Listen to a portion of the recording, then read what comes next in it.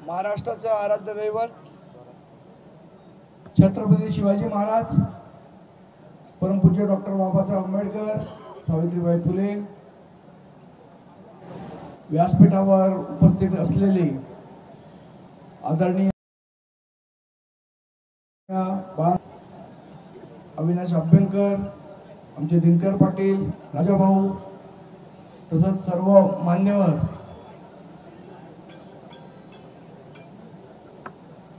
खरं तर नाशिक शहर जे वाईनसाठी प्रसिद्ध होतं, असं ऐकून होतं की वाईनसाठी प्रसिद्ध आहे नाशिक शहर, ते आता हनीसाठी प्रसिद्ध झाले। त्या नाशिक शहरात वाईन बनायची, त्या नाशिक शहरात आता हनी बनायला लागले आणि त्या हनीचे ट्रॅप लागायला लागले। ज्या नाशिक शहरामध्ये 2012 नंतर महाराष्ट्र नवनिर्माण सेनेची सत्ता होती, त्यावेळेचा एक प्रसंग आज आपल्याला सांगतो। 2014-15च्या आसपास भयंकर पाऊस झाला अख्ख्या महाराष्ट्रभर। सगळीकडचे रस्ते दाखवत होते की या रस्त्यात खड्डा आहे, त्या रस्त्यात खड्डा आहे, त्या रस्त्यात खड्डा आहे, मुंबईमध्ये एवढे खड्डे आहेत, पुण्यामध्ये एवढे खड्डे आहेत, पण नाशिकमध्ये असलेला खड्डा त्यांना दाखवता आला नाही, हे त्यांचं दुर्दैव होतं। का दाखवता आला नाही? कारण अतिशय स्वच्छ कारभार हा सन्माननीय राजसाहेबांनी या नाशिक शहराला दिला की जिथे खड्डे पत्रकारांना शोधून सापडत नव्हते, संपादक तिकडनं विचारतात पत्रकारांना, सगळीकडचे खड्डे दाखवतात, नाशिकचे खड्डे का दाखवत आहेत?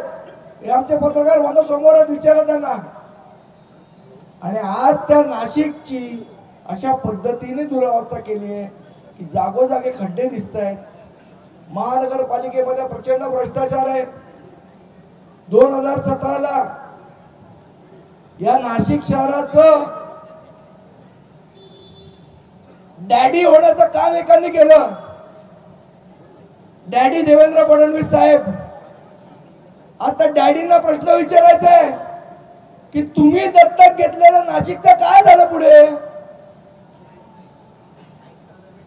काय झालं? माझा आपला सुद्धा प्रश्न आहे की ज्या वेळेला कधीतरी येतील नाशिकचे डॅडी इन्व्हर्टेड कॉमा मधले, त्या डॅडीला विचारावं लागेल, दत्तक घेतल्यानंतर सांभाळ करणं तर सोडा,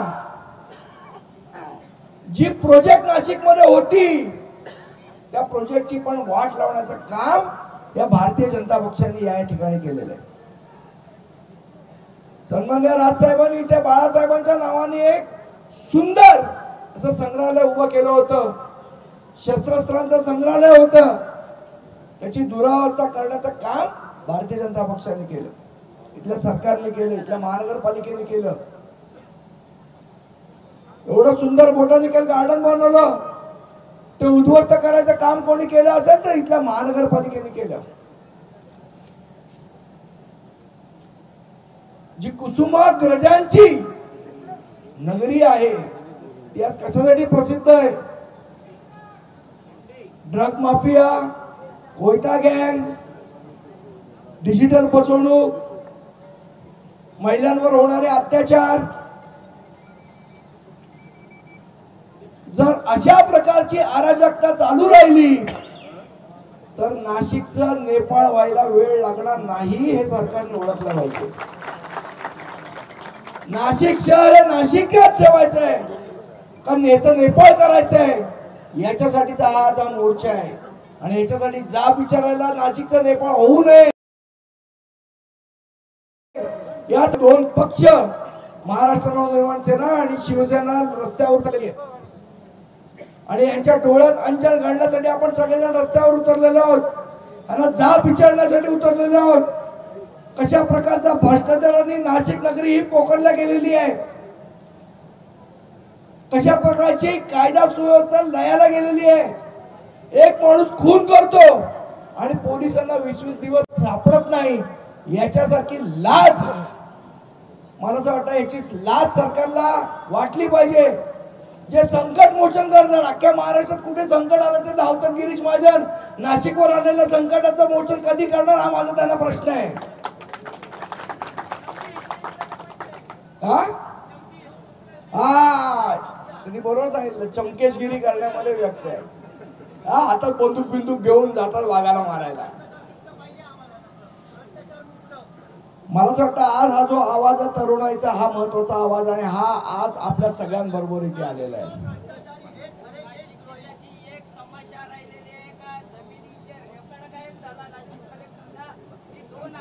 मला असं वाटतं की ह्या सगळ्या समस्यांसाठीच आपण आज हा मोर्चा काढलेला आहे. आज शेतकऱ्यांचे असे हाल झालेले आहेत, त्यांना हमी भाव मिळत नाही.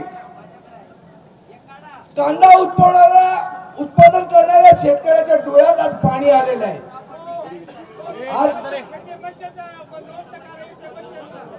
आज एटीएम मध्ये बहुसंख्य एटीएम मध्ये मशीन मध्ये पैसे नाहीत ना भाऊ, बरोबर आहे. मला असं वाटतं ज्या पद्धतीचं सरकार तुम्ही लोकांना खोटं बोलून आणलं, आज लोकांचे हाल व्हायला लागलेले आहेत. माझी अपेक्षा आहे मोर्चाच्या माध्यमातून की लवकरात लवकर जाग या सरकारला यावी, सुबुद्धी यावी अशी अपेक्षा व्यक्त करतो. आणि एक दुसरं सांगतो, आज आपल्या इथे दोन्ही शिवसैनिक महाराष्ट्र सैनिक एकत्र आलेले आहेत. नाशिक मध्ये याच्या पुढे जर कुठेही ड्रग्ज वितरित करताना विकताना आढळला, मग तो सत्ताधारी पक्षाचा असला, त्याला आमचा शिवसैनिक आणि महाराष्ट्र रस्त्यामध्ये चपल्याने मारल्याशिवाय राहणार नाही. काय घडेल त्याची जबाबदारी या सरकारची असेल, एवढा एक इशारा देतो. अजून अन्य नेते मंडळींचं मार्गदर्शन आपल्याला ऐकायचं आहे. म्हणजे दोन घेतो. धन्यवाद. जय हिंद, जय महाराष्ट्र.